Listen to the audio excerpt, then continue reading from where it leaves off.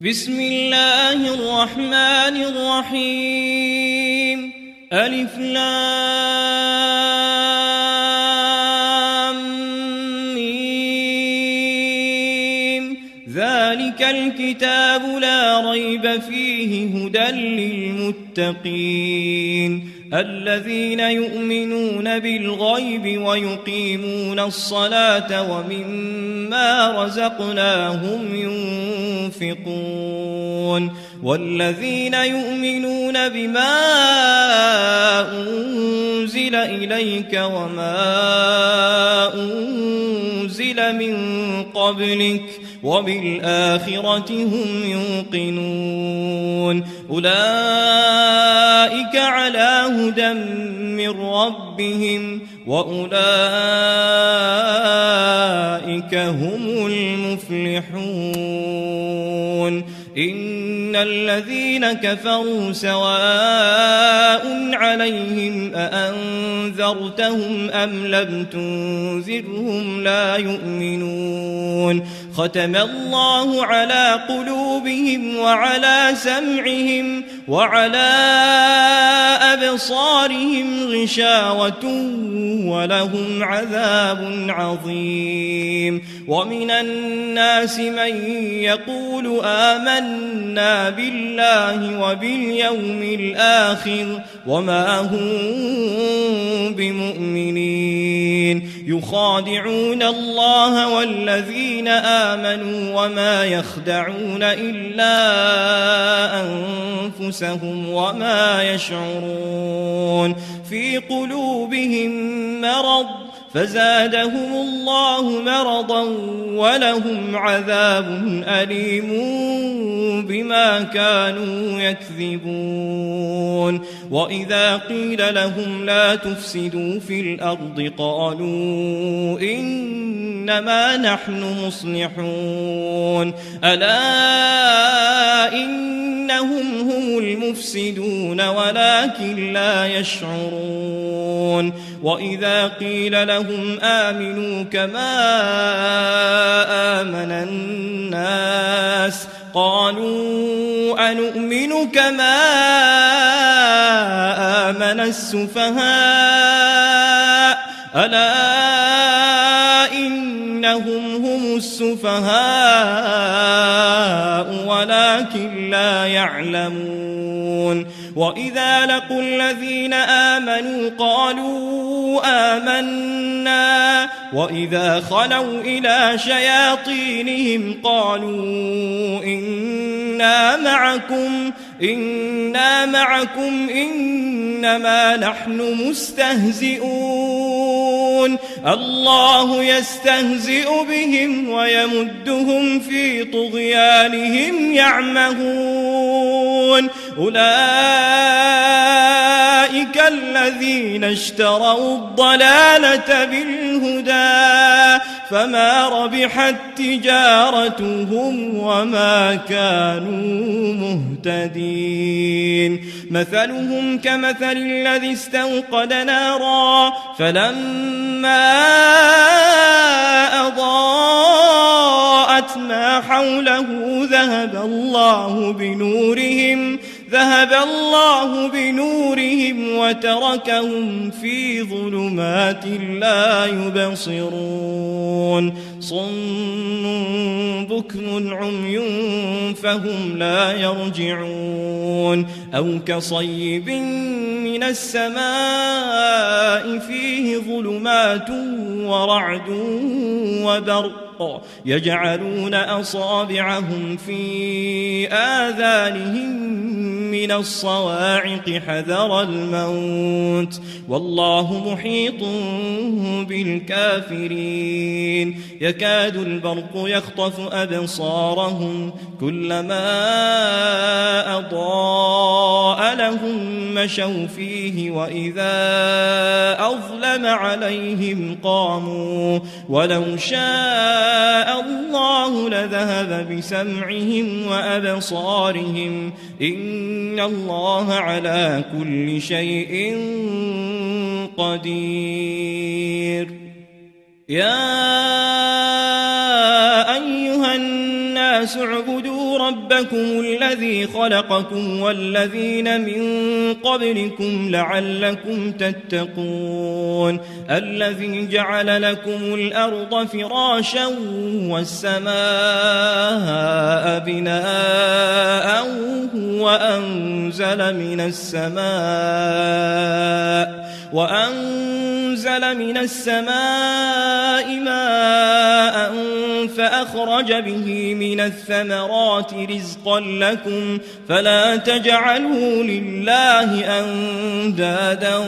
وأنتم تعلمون وإن كنتم في ريب مما نزلنا على عبدنا فأتوا بسورة من مثله وادعوا شهداءكم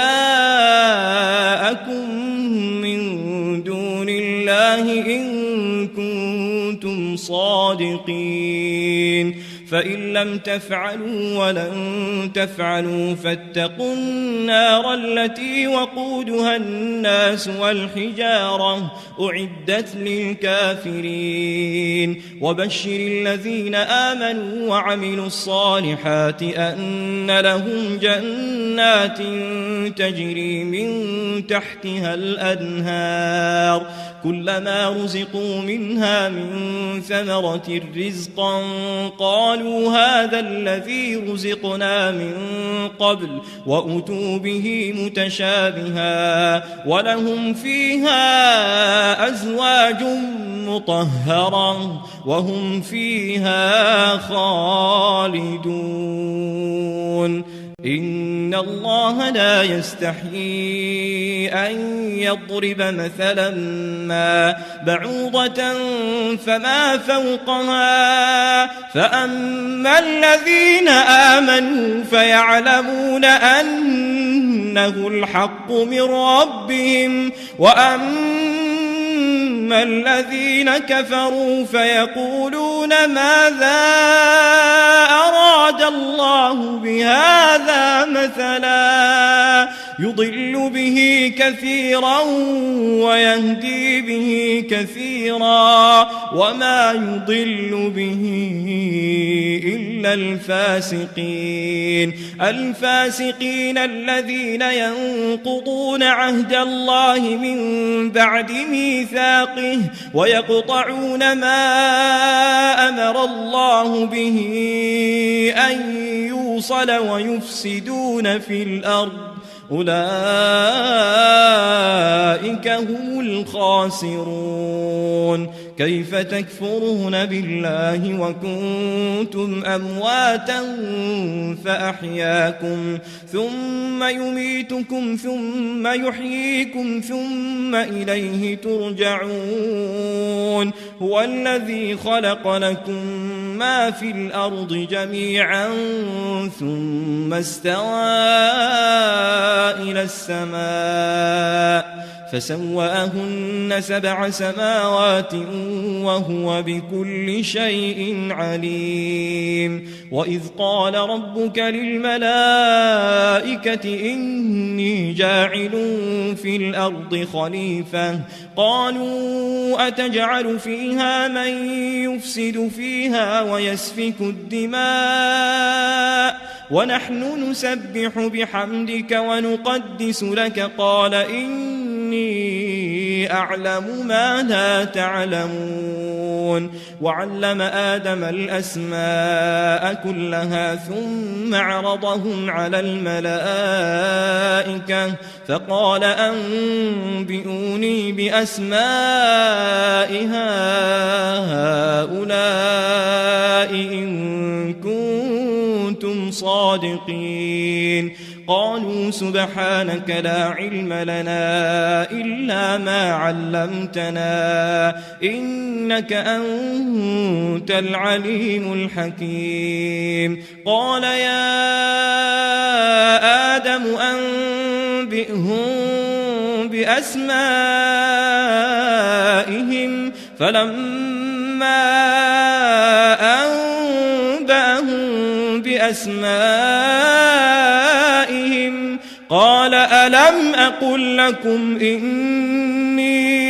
أعلم غيب السماوات والأرض وأعلم ما تبدون وما كنتم تكتمون وإذ قلنا للملائكة اسجدوا لآدم فسجدوا إلا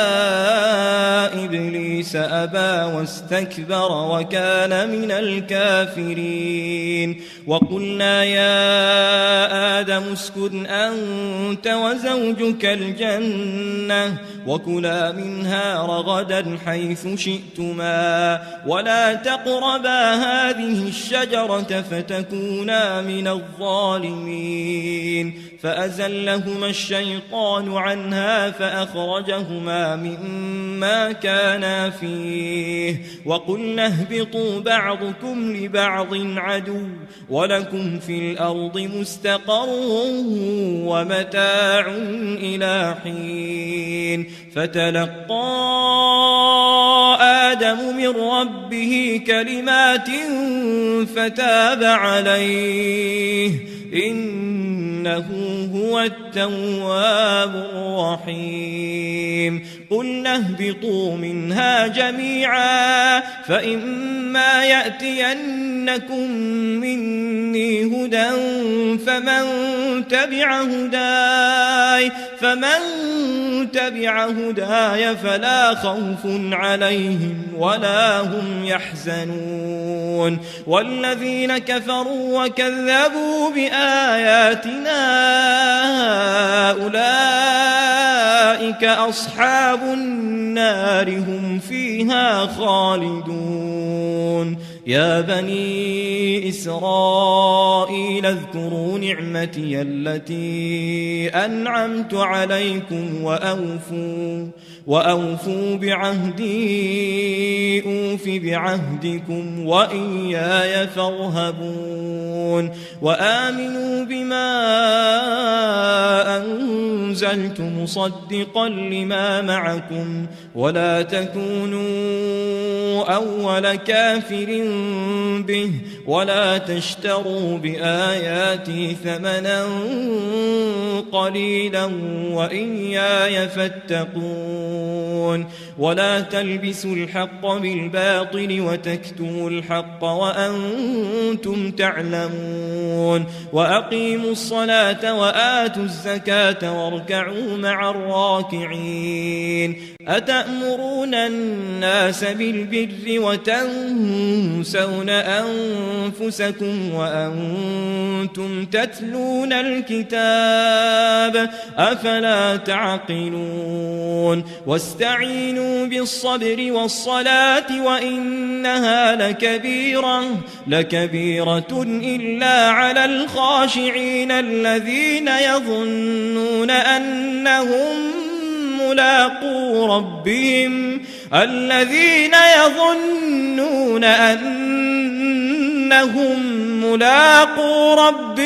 وأنهم إليه راجعون يا بني إسرائيل اذكروا نعمتي التي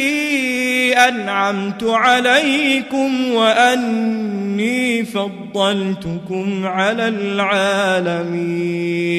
واتقوا يوما لا تجزي نفس عن نفس شيئا ولا يقبل منها شفاعة ولا يؤخذ منها عدل ولا هم ينصرون وإذ نجيناكم من آل فرعون يسومونكم سوء العذاب يذبحون أبناءكم ويستحيون نساءكم وفي ذلكم بلاء من ربكم عظيم وإذ فرقنا بكم البحر فأنجيناكم وأغرقنا آل فرعون وأنتم تنظرون وإذ واعدنا موسى 40 ليلة ثم اتخذتم العجل من بعده وأنتم ظالمون ثم عفونا عنكم من بعد ذلك لعلكم تشكرون وإذ آتينا موسى الكتاب والفرقان لعلكم تهتدون وإذ قال موسى لقومه يا قوم إنكم ظلمتم أنفسكم باتخاذكم العجل فتوبوا إلى بارئكم فاقتلوا أنفسكم ذلكم خير لكم عند بارئكم فتاب عليكم إنه هو التواب الرحيم وإذ قلتم يا موسى لن نؤمن لك حتى نرى الله جهرة فأخذتكم الصاعقة وأنتم تنظرون ثم بعثناكم من بعد موتكم لعلكم تشكرون وظللنا عليكم الغمام وأنزلنا عليكم المن والسلوى كلوا من طيبات ما رزقناكم وما ظلمونا ولكن كانوا أنفسهم يظلمون وإذ قلنا ادخلوا هذه القرية فكلوا منها حيث شئتم رغدا وادخلوا الباب سجدا وقولوا حطة نغفر لكم خطاياكم وسنزيد المحسنين فبدل الذين ظلموا قولا غير الذي قيل لهم فأنزلنا على الذين ظلموا رجزا من السماء بما كانوا يفسقون وإذ استسقى موسى لقومه فقلنا اضرب بعصاك الحجر فانفجرت منه 12 عينا قد علم كل أناس مشربهم كلوا واشربوا من رزق الله ولا تعثوا في الأرض مفسدين وإذ قلتم يا موسى لن نصبر على طعام واحد فادع لنا ربك يخرج لنا مما تنبت الأرض من بقلها وقثائها وفومها وعدسها وبصلها قال أتستبدلون الذي هو أدنى بالذي هو خير اهبطوا مصرا فإن لكم ما سألتم وضربت عليهم الذلة والمسكنة وباءوا بغضب من الله ذلك بأنهم كانوا يكفرون بآيات الله ويقتلون النبيين بغير الحق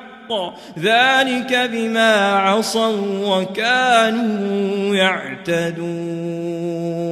إن الذين آمنوا والذين هادوا والنصارى والصابئين من آمن بالله واليوم الآخر وعمل صالحا فلهم أجرهم عند ربهم ولا خوف عليهم ولا هم يحزنون يحزنون وإذ أخذنا ميثاقكم ورفعنا فوقكم الطور خذوا ما آتيناكم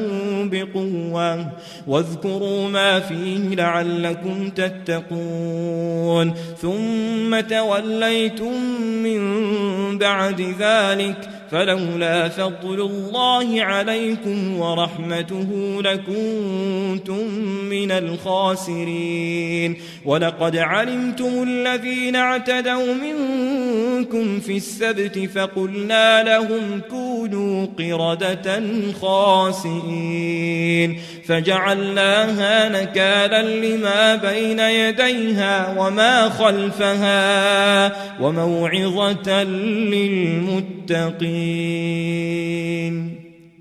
وإذ قال موسى لقومه إن الله يأمركم أن تذبحوا بقرة قالوا أتتخذنا هزوا قال أعوذ بالله أن أكون من الجاهلين قالوا ادع لنا ربك يبين لنا ما هي قال إنه يقول إنها بقرة لا فارض ولا بكر عوان بين ذلك فافعلوا ما تؤمرون قالوا ادع لنا ربك يبين لنا ما لونها قال إنه يقول إنها بقرة صفراء فاقع لونها تسر الناظرين قالوا ادع لنا ربك يبين لنا ما هي إن البقرة شابه علينا وإنا إن شاء الله لمهتدون قال إنه يقول إنها بقرة لا ذلول تثير الأرض ولا تسقي الحرث مسلمة لا شية فيها قالوا الآن جئت بالحق فذبحوها وما كادوا يفعلون وإذ قتلتم نفسا فادارأتم فيها والله مخرج ما كنتم تكتمون فقلنا اضربوه ببعضها كذلك يحيي الله الموتى ويريكم آياته لعلكم تعقلون ثم قست قلوبكم من بعد ذلك فهي كالحجارة أو أشد قسوة وإن من الحجارة لما يتفجر منه الأنهار وإن منها لما يشقق فيخرج منه الماء وإن منها لما يهبط من خشية الله وما الله بغافل عما تعملون أفتطمعون أن يؤمنوا لكم وقد كان فريق منهم يسمعون كلام الله ثم يحرفونه من بعد ما عقلوه وهم يعلمون وإذا لقوا الذين آمنوا قالوا آمنا وإذا خلا بعضهم إلى بعض قالوا أتحدثونهم بما فتح الله عليكم ليحاجوكم به عند ربكم أفلا تعقلون أولا يعلمون أن الله يعلم ما يسرون وما يعلنون ومنهم أميون لا يعلمون الكتاب إلا أماني وإن هم إلا يظنون فويل للذين يكتبون الكتاب بأيديهم ثم يقولون هذا من عند الله ثم ثم يقولون هذا من عند الله ليشتروا به ثمنا قليلا فويل لهم مما كتبت أيديهم وويل لهم مما يكسبون وقالوا لن تمسنا النار إلا أياما معدودة قل أتخذتم عند الله عهدا فلن يخلف الله عهده أم تقولون على الله ما لا تعلمون بلى من كسب سيئة وأحاطت به خطيئته فأولئك أصحاب النار هم فيها خالدون والذين آمنوا وعملوا الصالحات أولئك أصحاب الجنة هم فيها خالدون وإذ أخذنا ميثاق بني إسرائيل لا تعبدون إلا الله وبالوالدين إحسانا وذي القربى واليتامى والمساكين وقولوا للناس حسنا وأقيموا الصلاة وآتوا الزكاة ثم توليتم إلا قليلا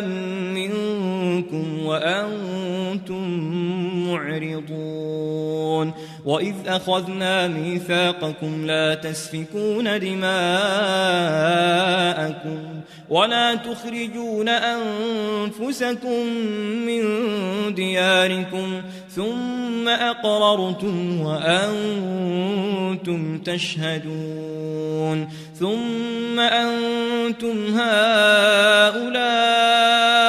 تقتلون أنفسكم وتخرجون فريقا منكم من ديارهم تظاهرون عليهم بالإثم والعدوان وإن يأتوكم أسارى تفادوهم وهو محرم عليكم إخراجهم أفتؤمنون ببعض الكتاب وتكفرون ببعض فما جزاء من يفعل ذلك منكم إلا خزي في الحياة الدنيا ويوم القيامة يردون إلى أشد العذاب وما الله بغافل عما تعملون أولئك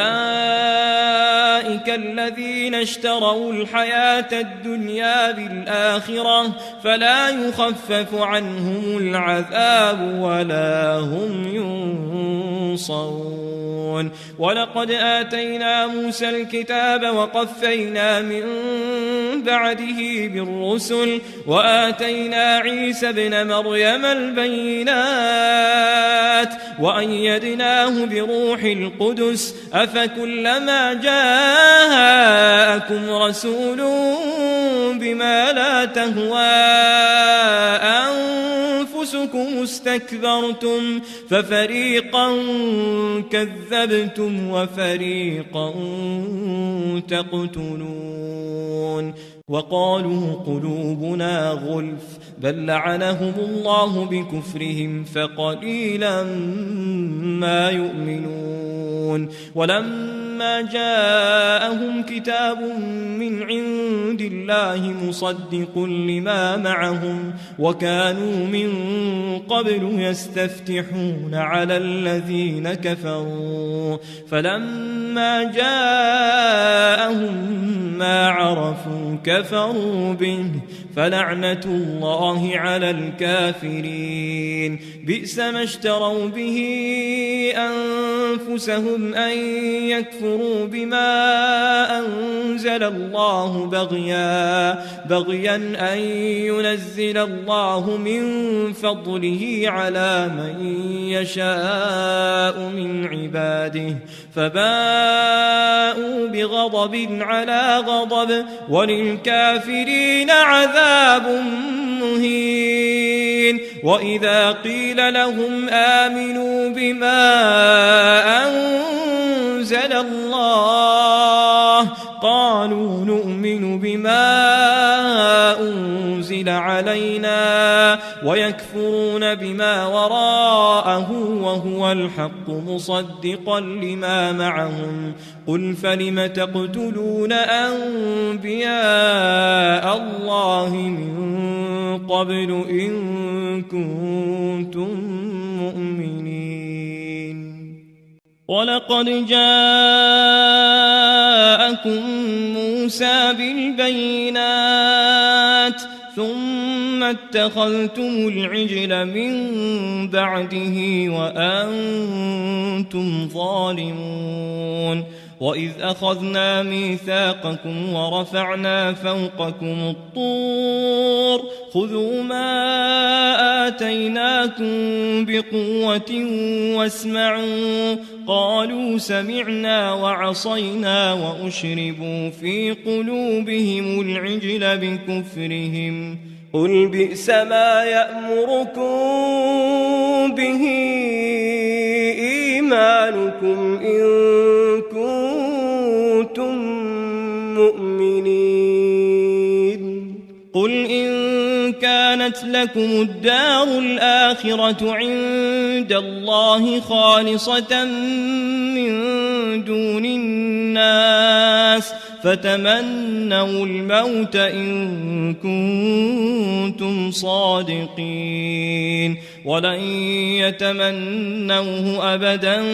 بما قدمت أيديهم والله عليم بالظالمين ولتجدنهم أحرص الناس على حياة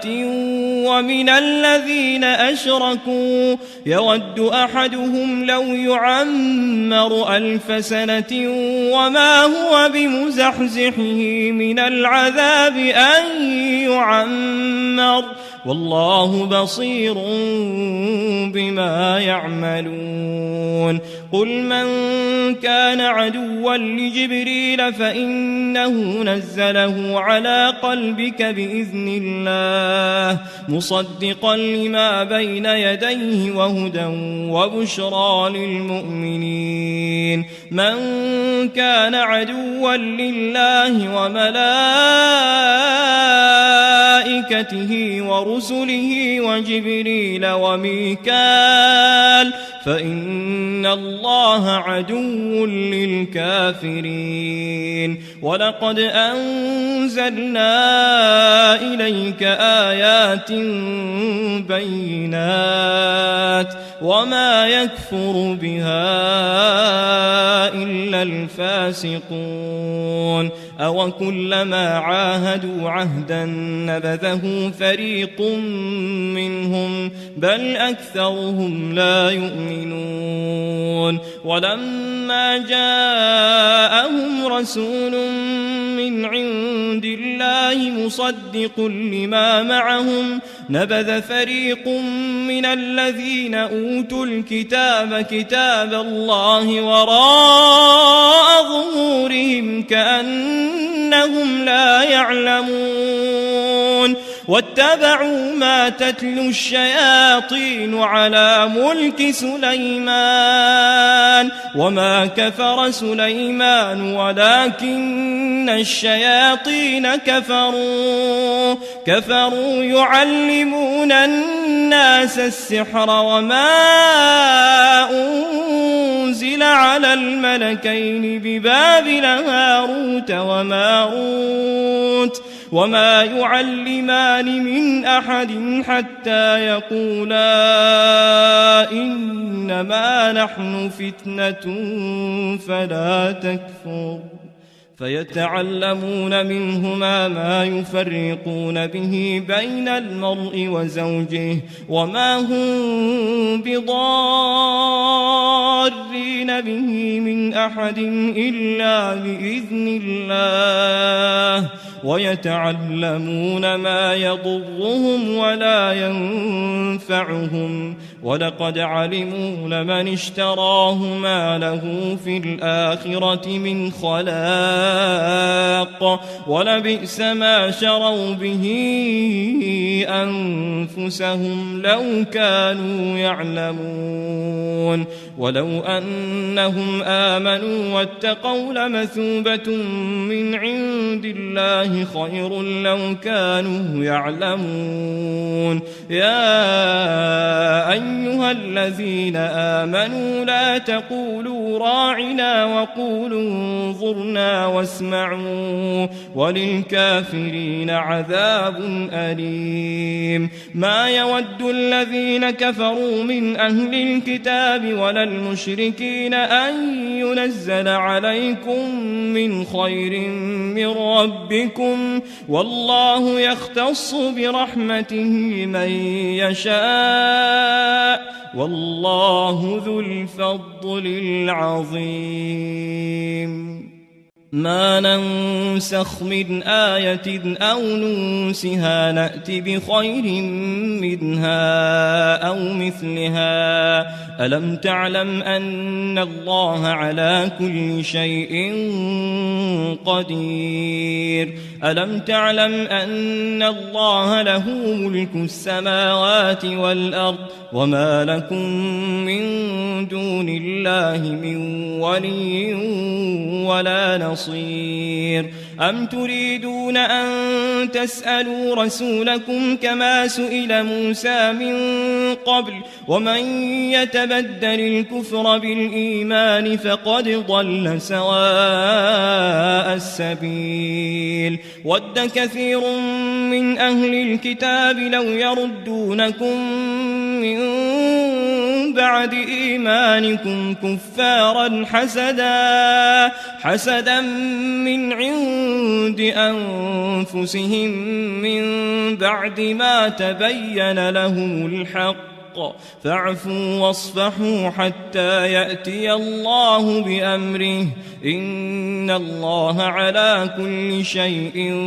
قدير وأقيموا الصلاة وآتوا الزكاة وما تقدموا لأنفسكم من خير تجدوه عند الله إن الله بما تعملون بصير وقالوا لن يدخل الجنة إلا من كان هودا أو نصارى تلك أمانيهم قل هاتوا برهانكم إن كنتم صادقين بلى من أسلم وجهه لله وهو محسن فله أجره عند ربه ولا خوف عليهم ولا هم يحزنون وقالت اليهود ليست النصارى على شيء وقالت النصارى ليست اليهود على شيء وهم يتلون الكتاب كذلك قال الذين لا يعلمون مثل قولهم فالله يحكم بينهم يوم القيامة فيما كانوا فيه يختلفون ومن أظلم ممن منع مساجد الله أن يذكر فيها اسمه وسعى في خرابها أولئك ما كان لهم أن يدخلوها إلا خائفين لهم في الدنيا خزي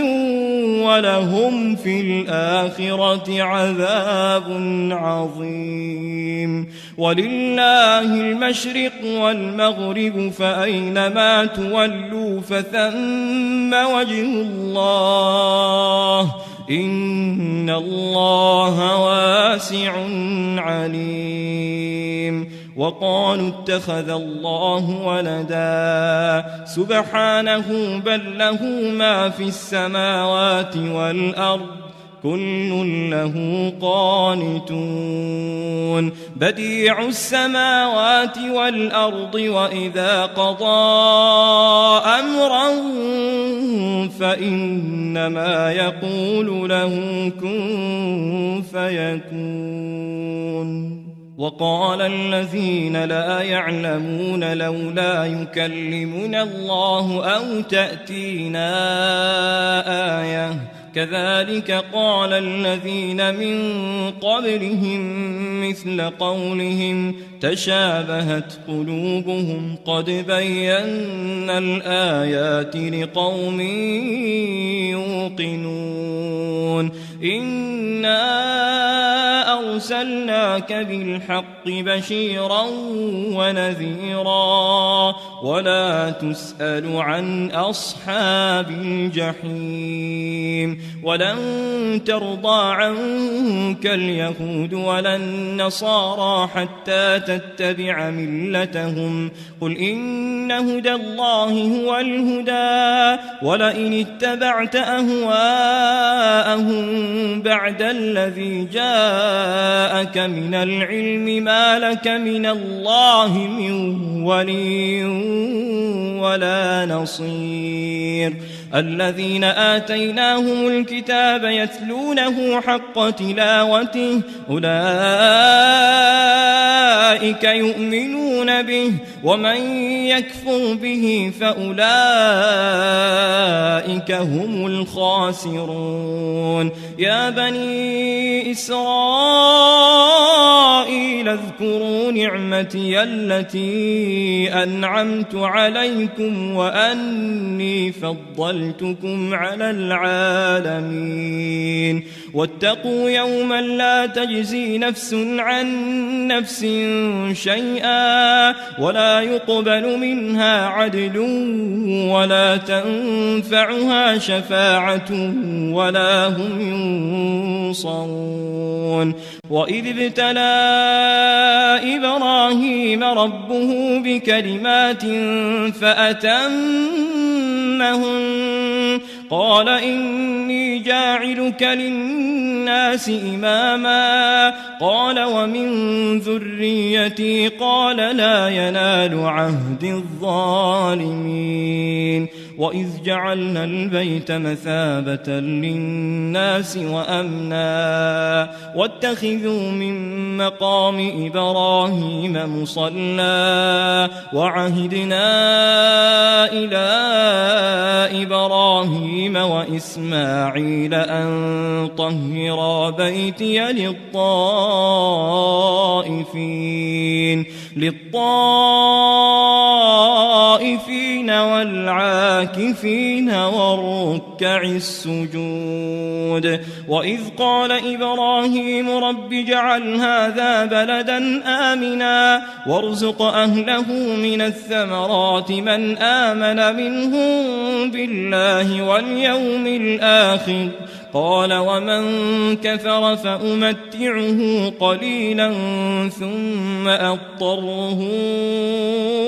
إلى عذاب النار وبئس المصير وإذ يرفع إبراهيم القواعد من البيت وإسماعيل ربنا تقبل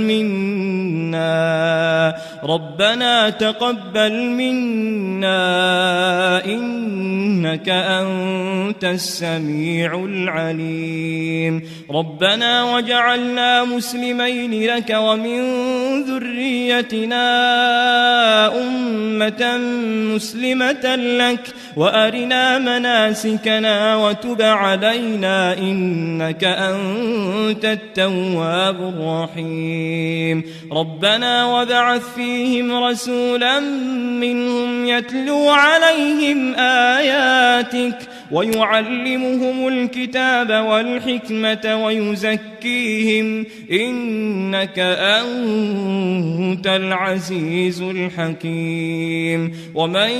يرغب عن ملة إبراهيم إلا من سفه نفسه ولقد اصطفيناه في الدنيا وإنه في الآخرة لمن الصالحين إذ قال له ربه أسلم قال أسلمت لرب العالمين ووصى بها إبراهيم بنيه ويعقوب يا بني إن الله اصطفى لكم الدين فلا تموتن إلا وأنتم مسلمون أم كنتم شهداء إذ حضر يعقوب الموت إذ قال لبنيه ما تعبدون من بعدي قالوا نعبد إلهك وإله آبائك إبراهيم وإسماعيل وإسحاق إلها واحدا ونحن له مسلمون تلك أمة قد خلت لها ما كسبت ولكم ما كسبتم ولا تسألون عما كانوا يعملون وقالوا كونوا هودا أو نصارى تهتدوا قل بل ملة إبراهيم حنيفا وما كان من المشركين قولوا آمنا بالله وما أنزل إلينا وما أنزل إلى إبراهيم وإسماعيل وإسحاق ويعقوب والأسباط وما أوتي موسى وعيسى وما أوتي النبيون من ربهم لا نفرق بين أحد منهم ونحن له مسلمون فإن آمنوا بمثل ما آمنتم به فقد اهتدوا وإن تولوا فإنما هم في شقاق فسيكفيكهم الله وهو السميع العليم صبغة الله ومن أحسن من الله صبغة ونحن له عابدون قل أتحاجوننا في الله وهو ربنا وربكم ولنا أعمالنا ولكم أعمالكم ونحن له مخلصون أم تقولون إن إبراهيم وإسماعيل وإسحاق ويعقوب والأسباط كانوا هودا أو نصارى قل أأنتم أعلم أم الله ومن أظلم ممن كتم شهادة عنده من الله وما الله بغافل عما تعملون تلك أمة قد خلت لها ما كسبت ولكم ما كسبتم ولا تسألون عما كانوا يعملون سيقول السفهاء من الناس الناس ما ولاهم عن قبلتهم التي كانوا عليها قل لله المشرق والمغرب يهدي من يشاء إلى صراط مستقيم وكذلك جعلناكم أمة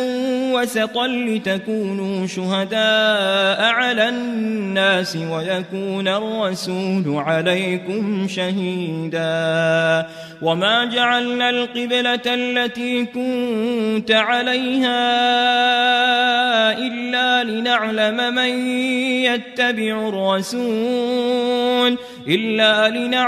من يتبع الرسول ممن ينقلب على عقبيه وإن كانت لكبيرة إلا على الذين هدى الله وما كان الله ليضيع إيمانكم إن الله بالناس لرؤوف رحيم قد نرى تقلب وجهك في السماء فلنولينك قبلة ترضاها فول وجهك شطر المسجد الحرام وحيث ما كنتم فولوا وجوهكم شطره وإن الذين أوتوا الكتاب ليعلمون أنه الحق من ربهم وما الله بغافل عما يعملون ولئن أتيت الذين أوتوا الكتاب بكل آية ما تبعوا قبلتك وما أنت بتابع قبلتهم وما بعضهم بتابع قبلة بعض ولئن اتبعت أهواءهم من بعد ما جاءك من العلم إنك إذا لمن الظالمين الذين آتيناهم الكتاب يعرفونه كما يعرفون أبناءهم وإن فريقا منهم ليكتمون الحق وهم يعلمون الحق من ربك فلا تكونن من الممترين ولكل وجهة هو موليها فاستبقوا الخيرات أينما تكونوا يأتي بكم الله جميعا إن الله على كل شيء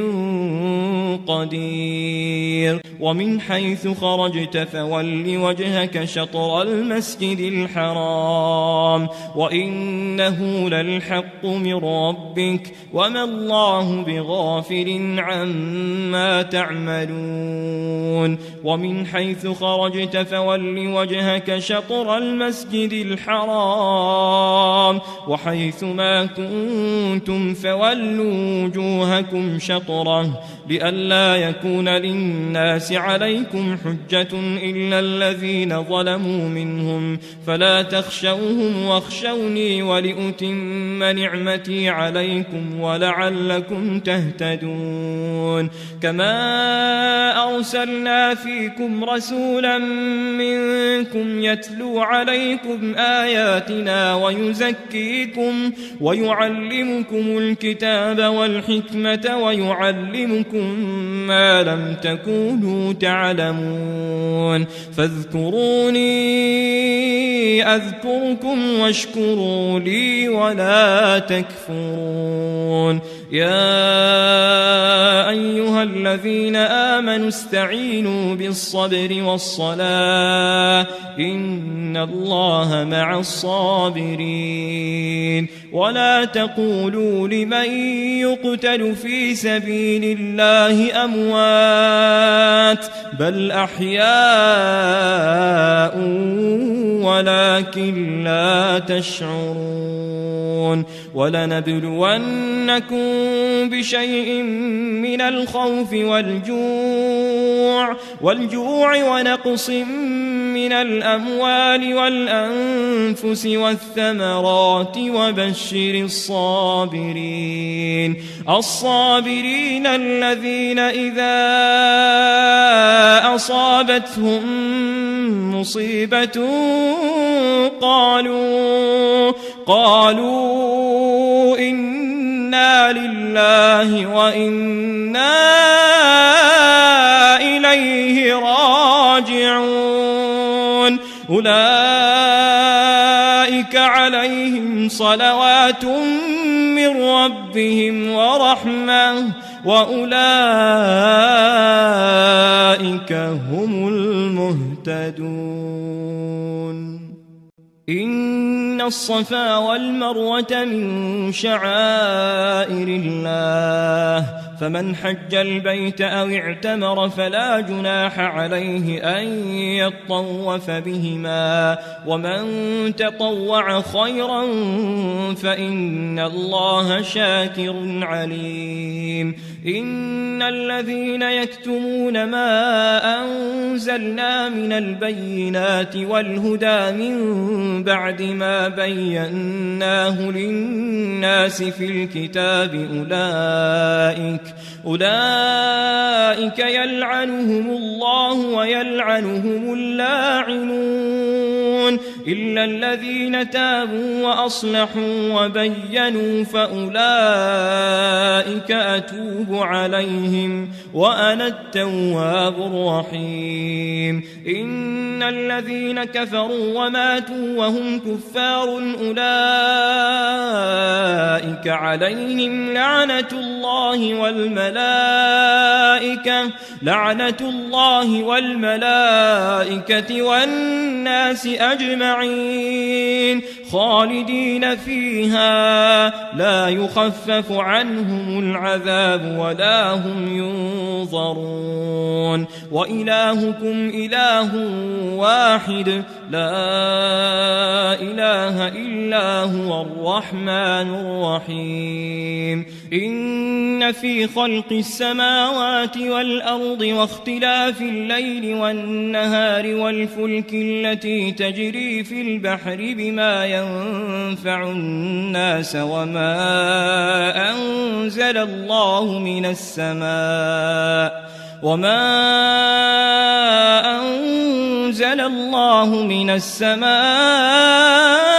من ماء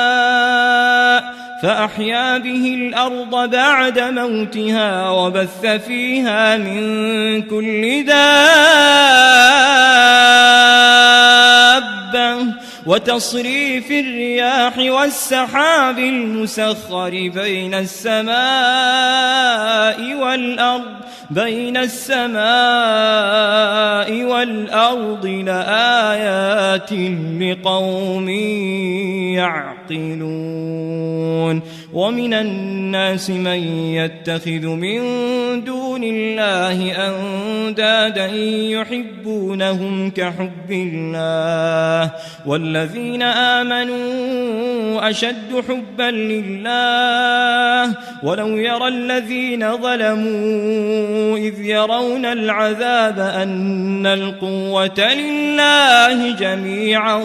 وأن الله شديد العذاب إذ تبرأ الذين اتبعوا من الذين اتبعوا ورأوا العذاب وتقطعت بهم الأسباب وقال الذين اتبعوا لو أن لنا كرة فنتبرأ منهم كما تبرؤوا منا كذلك يريهم الله أعمالهم حسرات عليهم وما هم بخارجين من النار يا أيها الناس كلوا مما في الأرض حلالا طيبا ولا تتبعوا خطوات الشيطان إنه لكم عدو مبين إنما يأمركم بالسوء والفحشاء وأن تقولوا على الله ما لا تعلمون وإذا قيل لهم اتبعوا ما أنزل الله قالوا بل نتبع ما ألفينا عليه آباءنا أولو كان آباؤهم لا يعقلون شيئا ولا يهتدون ومثل الذين كفروا كمثل الذي ينعق بما لا يسمع إلا دعاء ونداء صم بكم عمي فهم لا يعقلون يا أيها الذين آمنوا كلوا من طيبات ما رزقناكم واشكروا لله إن كنتم إياه تعبدون إنما حرم عليكم الميتة والدم ولحم الخنزير وما أهل به لغير الله فمن اضطر غير باغ ولا عاد فلا إثم عليه إن الله غفور رحيم إن الذين يكتمون ما أنزل الله من الكتاب ويشترون به ثمنا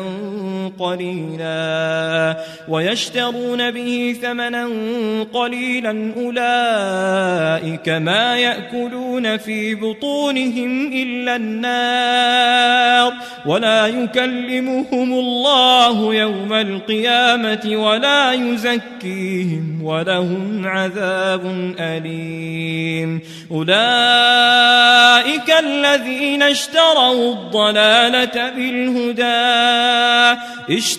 الضلالة بالهدى والعذاب بالمغفرة فما أصبرهم على النار ذلك بأن الله نزل الكتاب بالحق وإن الذين اختلفوا في الكتاب لفي شقاق بعيد ليس البر أن تولوا وجوهكم قبل المشرق والمغرب ولكن البر من آمن بالله واليوم الآخر والملائكة والكتاب والنبيين وآتى المال على حبه ذوي القربى واليتامى والمساكين وابن السبيل والسائلين وفي الرقاب وأقام الصلاة وآتى الزكاة والموفون بعهدهم إذا عاهدوا والصابرين في البأساء والضراء وحين البأس أولئك الذين صدقوا وأولئك هم المتقون يا أيها الذين آمنوا كتب عليكم القصاص في القتلى الحر بالحر والعبد بالعبد والأنثى بالأنثى فمن عفي له من أخيه شيء فاتباع بالمعروف وأداء إليه بإحسان ذلك تخفيف من ربكم ورحمة فمن اعتدى بعد ذلك فله عذاب أليم ولكم في القصاص حياة يا أولي الألباب لعلكم تتقون كتب عليكم إذا حضر أحدكم الموت إن ترك خيرا الوصية للوالدين والأقربين بالمعروف حقا على المتقين فمن بدله بعدما سمعه فإنما إثمه على الذين يبدلونه إن الله سميع عليم فمن خاف من موص جنفا أو إثما فأصلح بينهم فلا إثم عليه إن الله غفور رحيم يا أيها الذين آمنوا كتب عليكم الصيام كما كتب على الذين من قبلكم لعلكم تتقون أياما معدودات فمن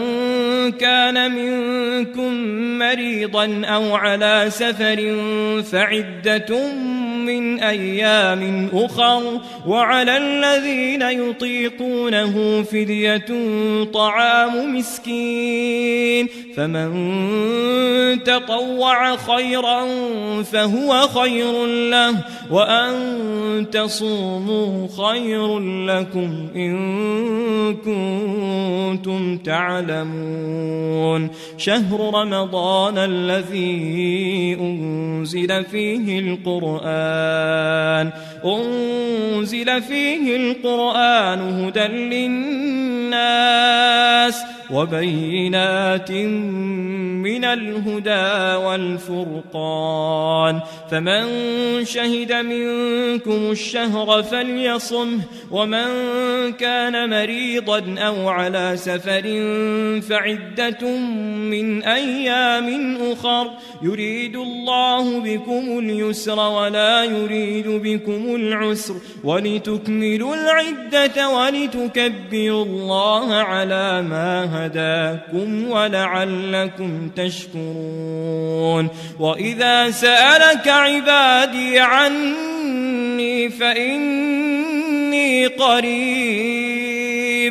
أجيب دعوة الداع إذا دعان فليستجيبوا لي وليؤمنوا بي لعلهم يرشدون أحل لكم ليلة الصيام الرفث إلى نسائكم هن لباس لكم وأنتم لباس لهن علم الله أنكم كنتم تختانون أنفسكم فتاب عليكم وعفى عنكم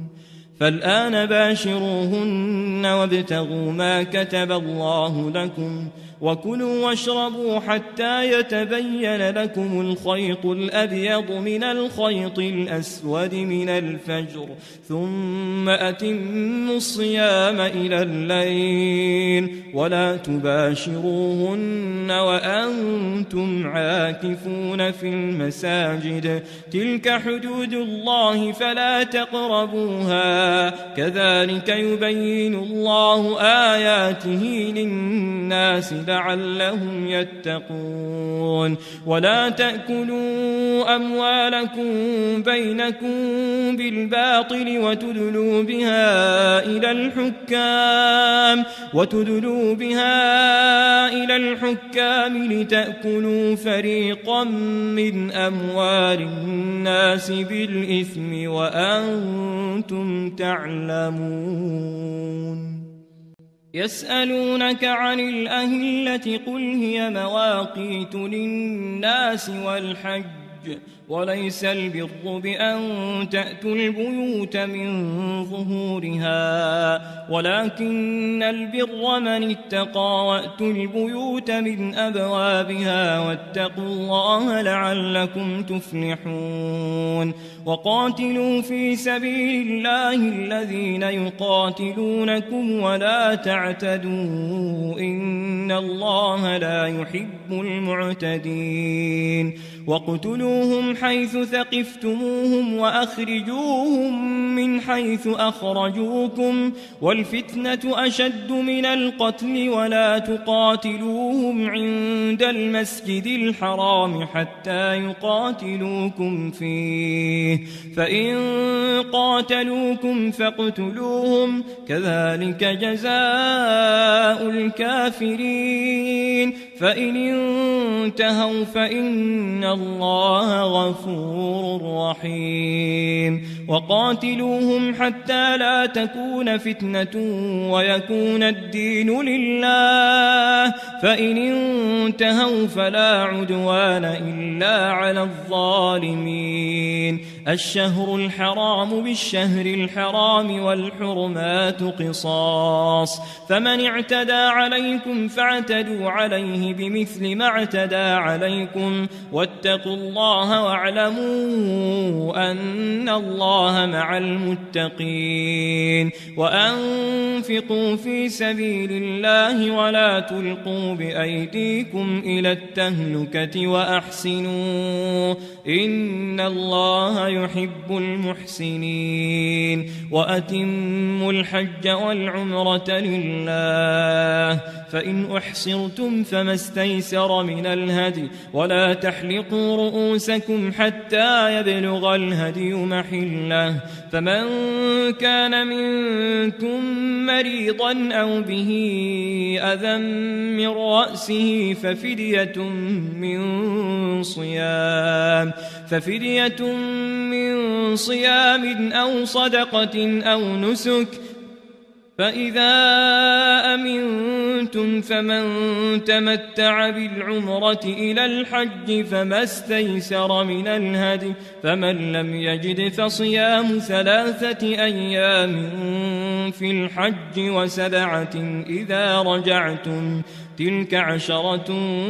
كاملة، ذلك لمن لم يكن أهله حاضر المسجد الحرام. واتقوا الله واعلموا أن الله شديد العقاب. الحج أشهر معلومات، فمن فرض فيهن الحج فلا رفث ولا فسوق ولا جدال في الحج، وما تفعلوا من خير يعلمه الله، وتزودوا فإن خير الزاد التقوى، واتقون يا أولي الألباب. ليس عليكم جناح أن تبتغوا فضلا من ربكم، فإذا أفضتم من عرفات فاذكروا الله عند المشعر الحرام، واذكروه كما هداكم وإن كنتم من قبله لمن الضالين. ثم أفيضوا من حيث أفاض الناس واستغفروا الله إن الله غفور رحيم. فإذا قضيتم مناسككم فاذكروا الله كذكركم آباءكم أو أشد ذكرا، فمن الناس من يقول ربنا آتنا في الدنيا وما له في الآخرة من خلاق، ومنهم من يقول ربنا آتنا في الدنيا حسنة وفي الآخرة حسنة وقنا عذاب النار. أولئك لهم نصيب مما كسبوا والله سريع الحساب. واذكروا الله في أيام معدودات، فمن تعجل في يومين فلا إثم عليه، ومن تأخر فلا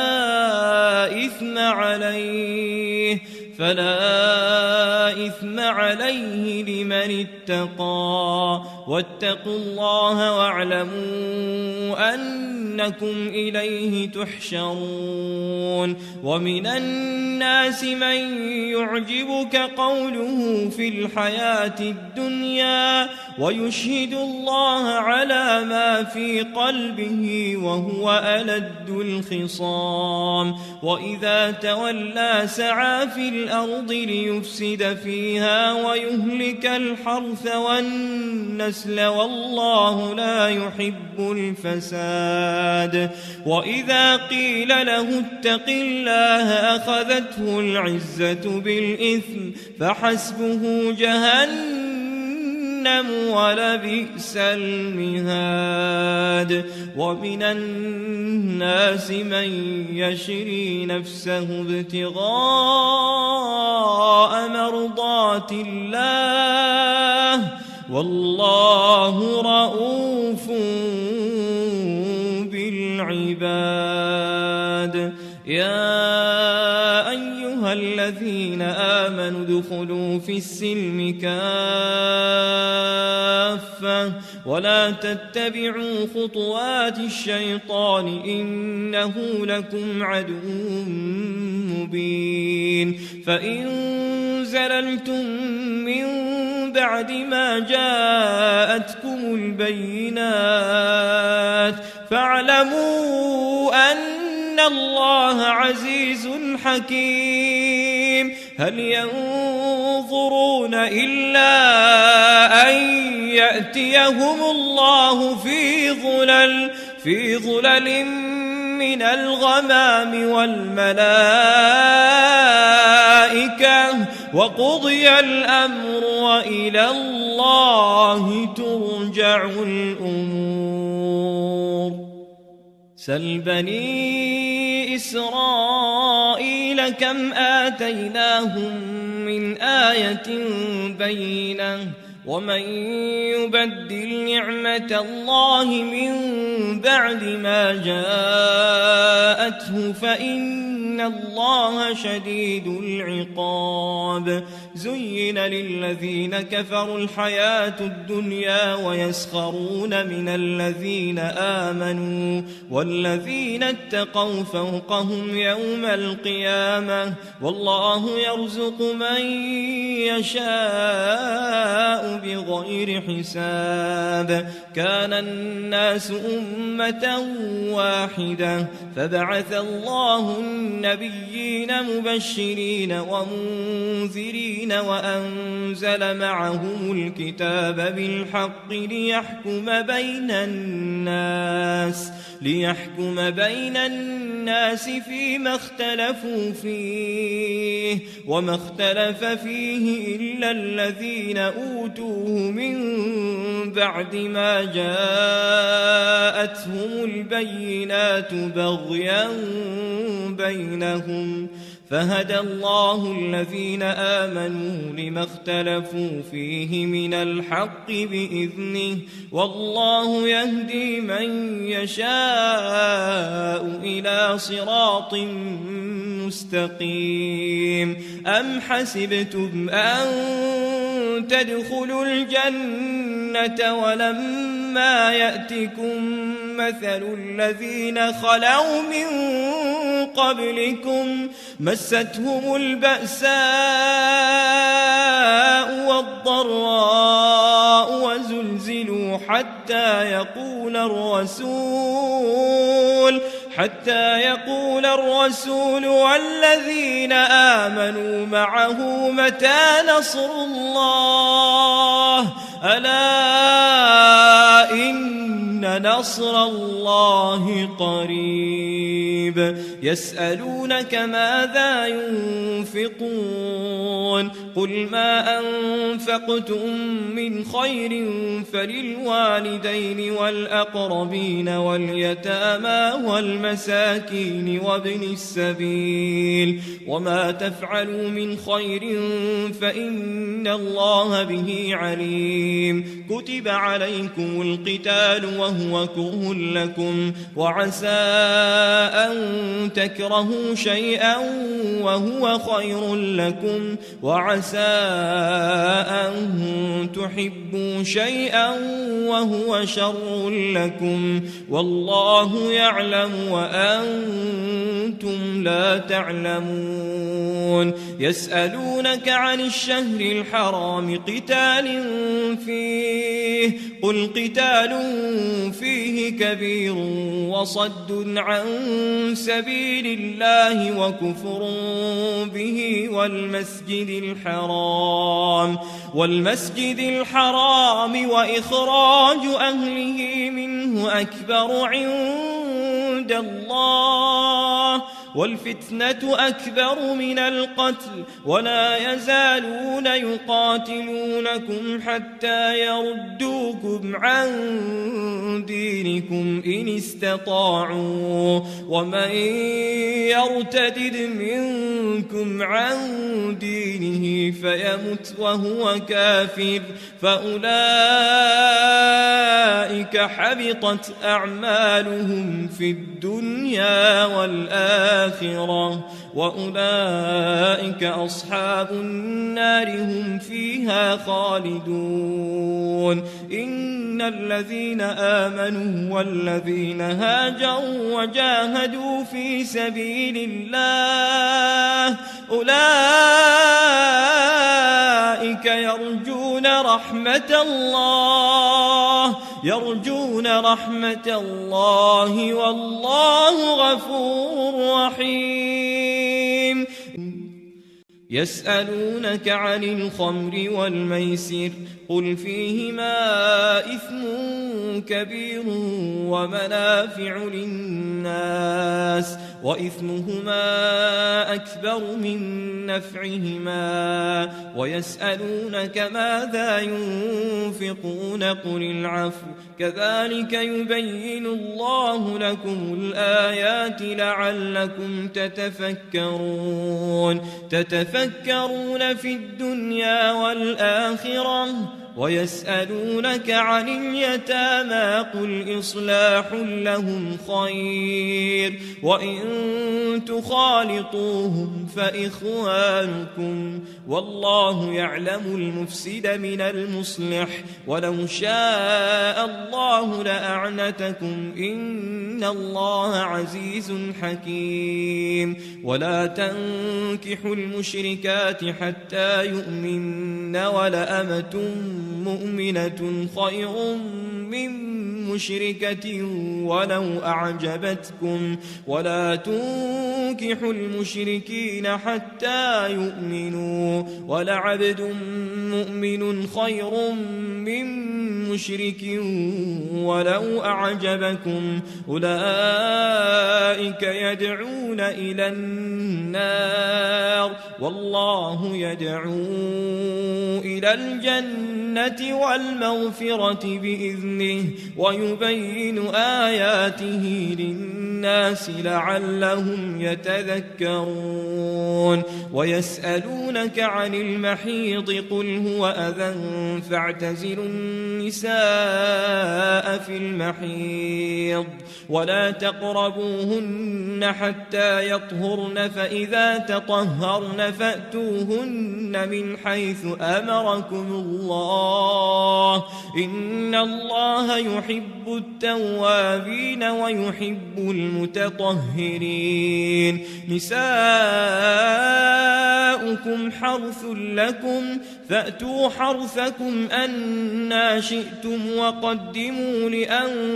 لأنفسكم واتقوا الله واعلموا أنكم ملاقوه وبشر المؤمنين. ولا تجعلوا الله عرضة لأيمانكم أن تبروا وتتقوا وتصلحوا بين الناس والله سميع عليم. لا يؤاخذكم الله باللغو في أيمانكم ولكن يؤاخذكم بما كسبت قلوبكم والله غفور حليم. للذين يؤلون من نسائهم تربص 4 أشهر فإن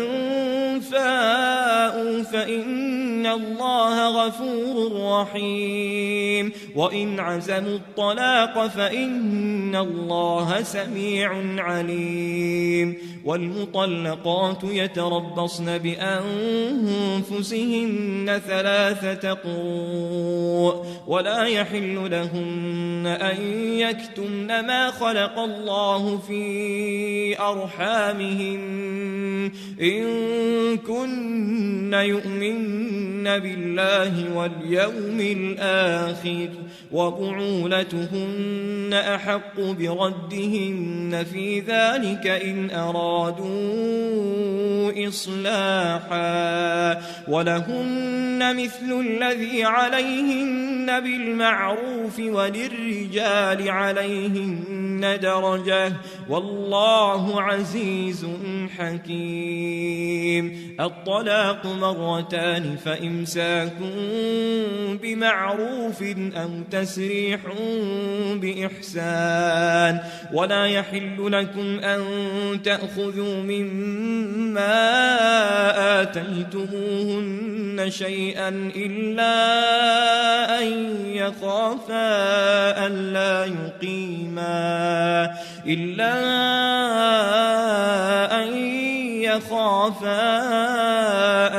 يقيما حدود الله. فإن خفتم ألا يقيما حدود الله فلا جناح عليهما فيما افتدت به تلك حدود الله فلا تعتدوها ومن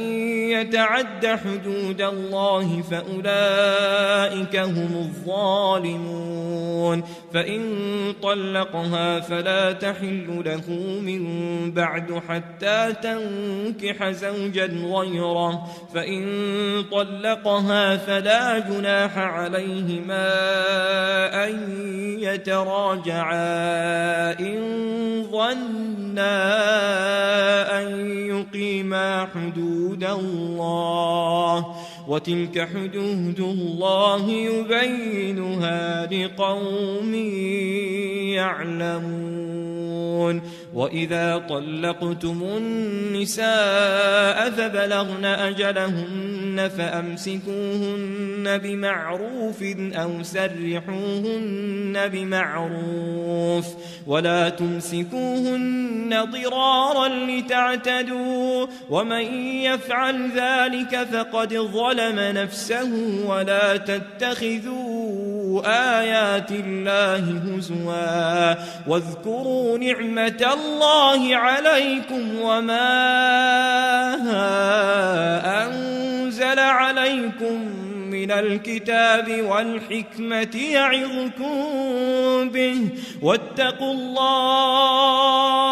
واتقوا الله واعلموا أن الله بكل شيء عليم. وإذا طلقتم النساء فبلغن أجلهن فلا تعضلوهن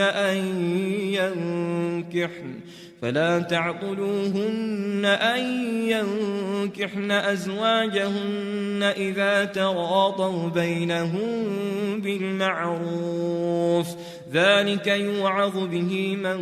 كان منكم يؤمن بالله واليوم الآخر ذلكم أزكى لكم وأطهر والله يعلم وأنتم لا تعلمون. والوالدات يرضعن أولادهن حولين كاملين لمن أراد أن يتم الرضاعة وعلى المولود له رزقهن وكسوتهن بالمعروف لا تكلف نفس إلا وسعها لا تضار والدة بولدها ولا مولود له بولده وعلى الوارث مثل ذلك فإن أرادا فصالا عن تراض منهما وتشاور فلا جناح عليهما وإن أردتم أن تسترضعوا أولادكم فلا جناح عليكم إذا سلمتم ما آتيتم بالمعروف واتقوا الله واعلموا أن الله بما تعملون بصير والذين يتوفون منكم ويذرون أزواجا يتربصن بأنفسهن 4 أشهر وعشرا فإذا بلغن أجلهن فلا جناح عليكم فيما فعلن في أنفسهن بالمعروف والله بما تعملون خبير ولا جناح عليكم فيما عرضتم به من خطبة النساء أو أكننتم في أنفسكم علم الله أنكم ستذكرونهن ولكن لا تواعدوهن سرا إلا أن تقولوا قولا معروفا ولا تعزموا عقدة النكاح حتى يبلغ الكتاب أجله واعلموا أن الله يعلم ما في أنفسكم فاحذروه واعلموا أن الله غفور حليم لا جناح عليكم إن طلقتم النساء ما لم تمسوهن أو تفرضوا لهن فريضة ومتعوهن على الموسع قدره وعلى المقتر قدره متاعا بالمعروف حقا على المحسنين وإن طلقتموهن من قبل أن تمسوهن وقد فرضتم لهن فريضة فنصف ما فرضتم إلا أن يعفون أو يعفو الذي بيده عقدة النكاح وأن تعفوا أقرب للتقوى ولا تنسوا الفضل بينكم إن الله بما تعملون بصير حافظوا على الصلوات والصلاة الوسطى وقوموا لله قانتين فإن خفتم فرجالا أو ركبانا فإذا أمنتم فاذكروا الله كما علمكم ما لم تكونوا تعلمون والذين يتوفون منكم ويذرون أزواجا وصية لأزواجهم متاعا إلى الحول غير إخراج فإن خرجن فلا جناح عليكم فيما فعلن في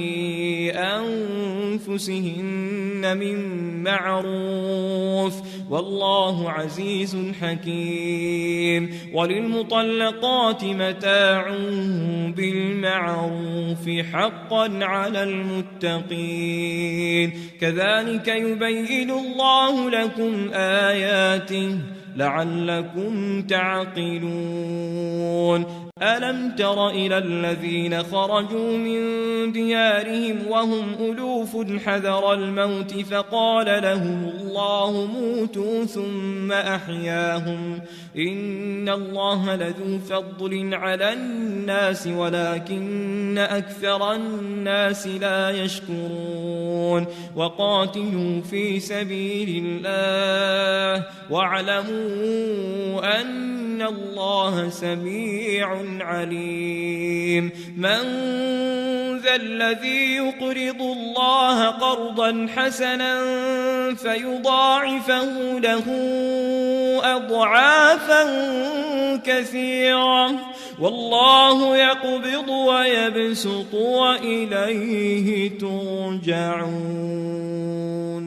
ألم تر إلى الملأ من بني إسرائيل من بعد موسى إذ قالوا لنبي له بعث لنا ملكا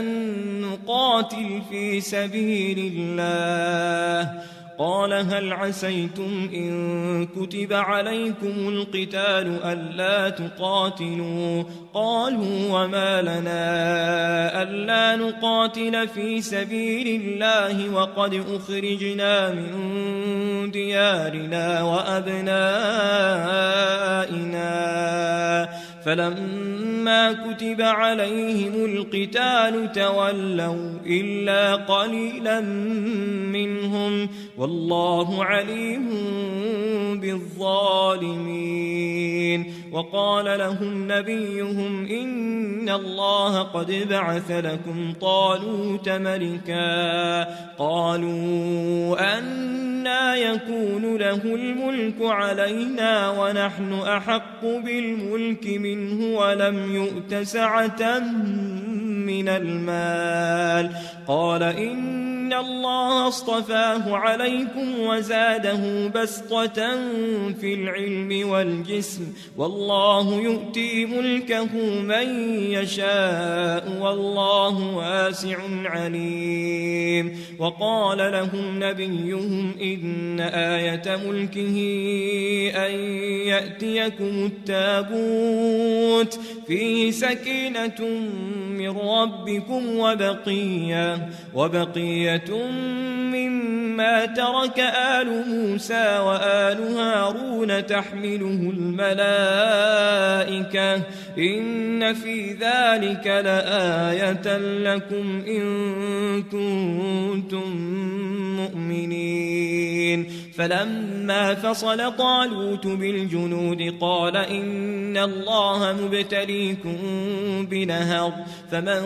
شرب منه فليس مني ومن لم يطعمه فإنه مني إلا من اغترف غرفة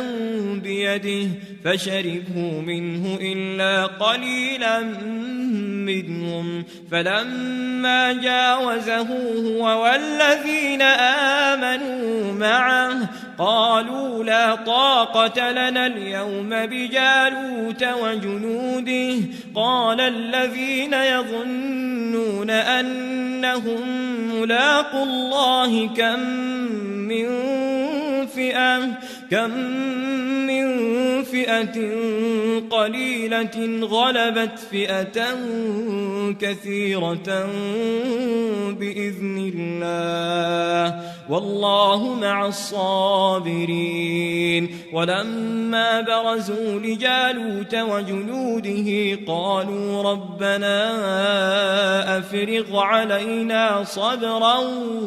وثبت أقدامنا وانصرنا على القوم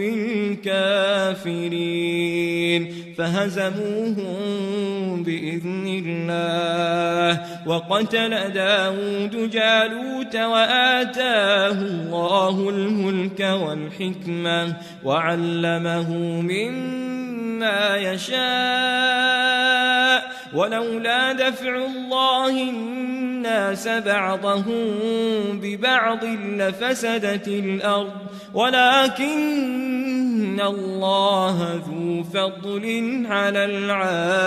العالمين تلك آيات آيات الله نتلوها عليك بالحق وإنك لمن المرسلين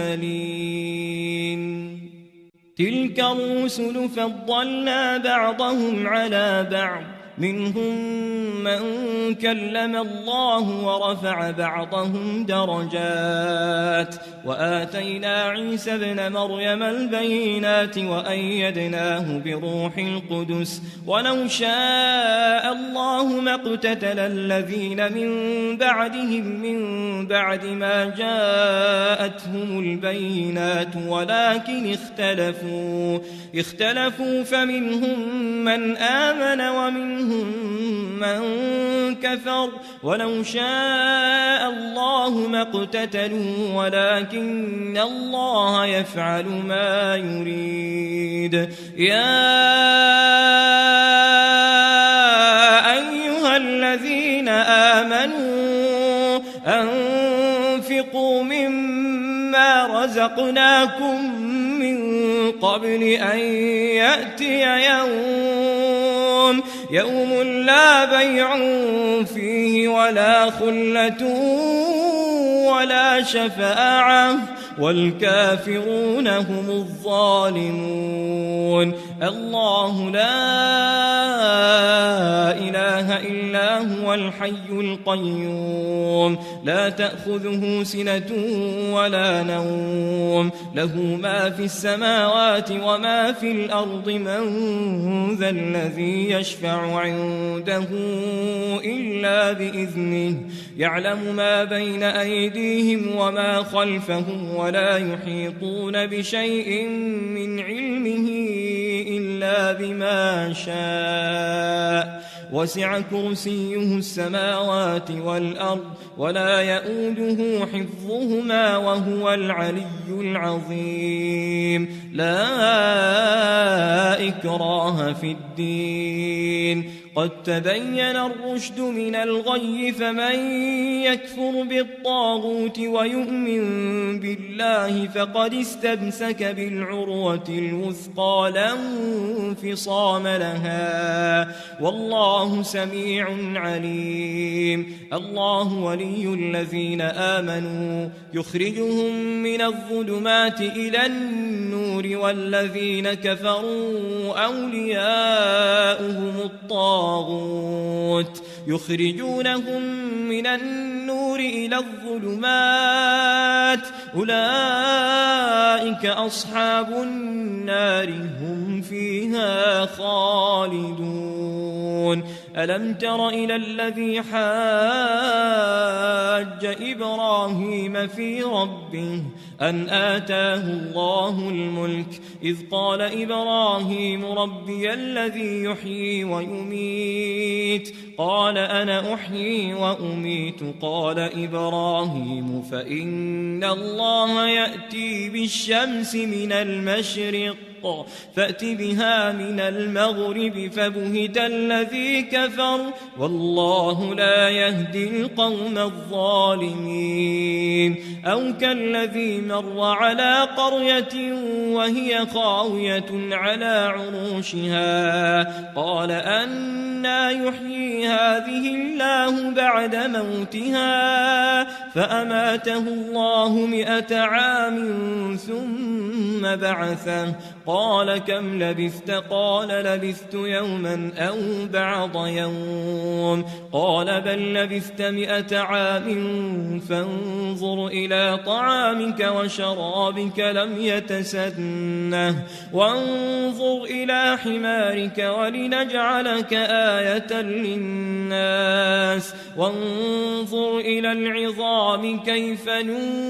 ننشزها ثم نكسوها لحما فلما تبين له قال أعلم أن الله على كل شيء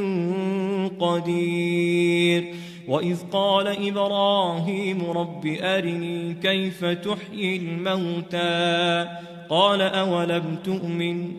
قال بلى ولكن ليطمئن قلبي قال فخذ 4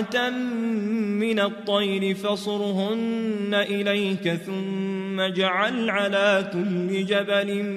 منهن جزءا ثم ادعهن يأتينك سعيا واعلم أن الله عزيز حكيم. مثل الذين ينفقون أموالهم في سبيل الله كمثل حبة أنبتت 7 سنابل في كل سنبلة 100 حبة والله يضاعف لمن يشاء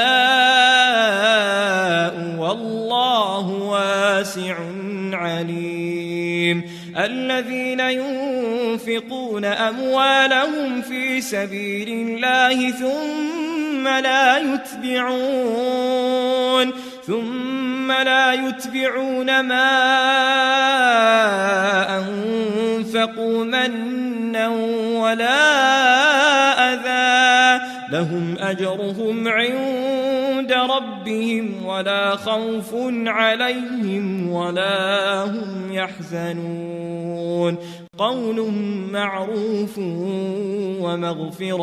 ومغفرة خير من صدقة يتبعها أذى والله غني حليم. يا أيها الذين آمنوا لا تبطلوا صدقاتكم بالمن والأذى كالذي ينفق ماله رئاء الناس ولا يؤمن بالله واليوم الآخر فمثله كمثل صفوان عليه تراب فأصابه وابل فتركه صلدا لا يقدرون على شيء مما كسبوا والله لا يهدي القوم الكافرين. ومثل الذين ينفقون أموالهم ابتغاء مرضات الله وتثبيتا من أنفسهم كمثل جنة بربوة أصابها وابل فآتت أكلها ضعفين فإن لم يصبها وابل فطل والله بما تعملون بصير. أيود أحدكم أن تكون له جنة من نخيل وأعناب تجري من تحتها الأنهار له فيها من كل الثمرات وأصابه الكبر وله ذرية ضعفاء فأصابها إعصار فيه نار فاحترقت كذلك يبين الله لكم الآيات لعلكم تتفكرون. يا أيها الذين آمنوا أنفقوا من طيبات ما كسبتم ومما أخرجنا لكم من الأرض ولا تيمموا الخبيث منه تنفقون ولستم بآخذيه إلا أن تغمضوا فيه واعلموا أن الله غني حميد. الشيطان يعدكم الفقر ويأمركم بالفحشاء والله يعدكم مغفرة منه وفضلا والله واسع عليم. يؤتي الحكمة من يشاء ومن يؤت الحكمة فقد أوتي خيرا كثيرا وما يذكر إلا أولو الألباب وما أنفقتم من نفقة أو نذرتم من نذر فإن الله يعلمه وما للظالمين من أنصار إن تبدوا الصدقات فنعما هي وإن تخفوها وتؤتوها الفقراء فهو خير لكم ويكفر عنكم من سيئاتكم والله بما تعملون خبير ليس عليك هداهم ولكن الله يهدي من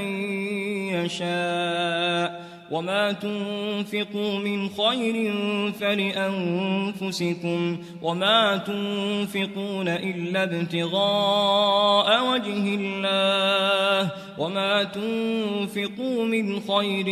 يوفى إليكم وأنتم لا تظلمون للفقراء الذين أحصروا في سبيل الله لا يستطيعون ضربا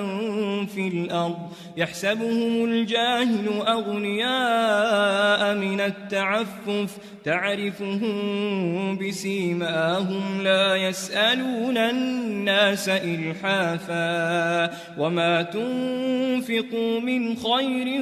فإن الله به عليم الذين ينفقون أموالهم بالليل والنهار سرا وعلانية فلهم أجرهم عند ربهم ولا خوف عليهم ولا هم يحزنون الذين يأكلون الربا لا يقومون إلا كما يقوم الذي يتخبطه الشيطان من المس ذلك بأنهم قالوا إنما البيع مثل الربا وأحل الله البيع وحرم الربا فمن جاءه موعظة من ربه فانتهى فله ما سلف وأمره إلى الله ومن عاد فأولئك أصحاب النار هم فيها خالدون يمحق الله الربا ويربي الصدقات والله لا يحب كل كفار أثيم إن الذين آمنوا وعملوا الصالحات وأقاموا الصلاة وآتوا الزكاة لهم أجرهم عند ربهم ولا خوف عليهم ولا هم يحزنون يا أيها الذين آمنوا اتقوا الله وذروا ما بقي من الربا إن كنتم مؤمنين فإن لم تفعلوا فأذنوا بحرب من الله ورسوله وإن تبتم فلكم رؤوس أموالكم لا تظلمون ولا تظلمون وإن كان ذو عسرة فنظرة إلى ميسرة وأن تصدقوا خير لكم إن كنتم تعلمون واتقوا يوما ترجعون فيه إلى الله ثم توفى كل نفس ما كسبت وهم لا يظلمون يا أيها الذين آمنوا إذا تداينتم بدين إلى أجل مسمى فاكتبوه وليكتب بينكم كاتب بالعدل ولا يأب كاتب أن يكتب كما علمه الله فليكتب وليملل الذي عليه الحق وليتق الله ربه ولا يبخس منه شيئا فإن كان الذي عليه الحق سفيها أو ضعيفا أو لا يستطيع أن يمل هو فليملل وليه بالعدل واستشهدوا شهيدين من رجالكم فإن لم يكونا رجلين فرجل وامرأتان ممن ترضون من الشهداء أن تضل إحداهما فتذكر إحداهما الأخرى ولا يأبى الشهداء إذا ما دعوا ولا تسأموا أن تكتبوه صغيرا أو كبيرا إلى أجله ذلكم أقسط عند الله وأقوم للشهادة وأدنى ألا ترتابوا إلا أن تكون تجارة حاضرة تديرونها بينكم فليس عليكم جناح ألا تكتبوها وأشهدوا إذا تبايعتم ولا يضار كاتب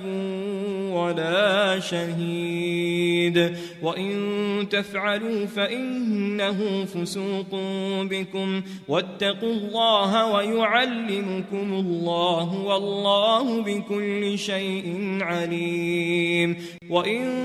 كنتم على سفر ولم تجدوا كاتبا فرهان مقبوضة فإن أمن بعضكم بعضا فليؤدي الذي اؤتمن أمانته وليتق الله ربه ولا تكتموا الشهادة ومن يكتمها فإنه آثم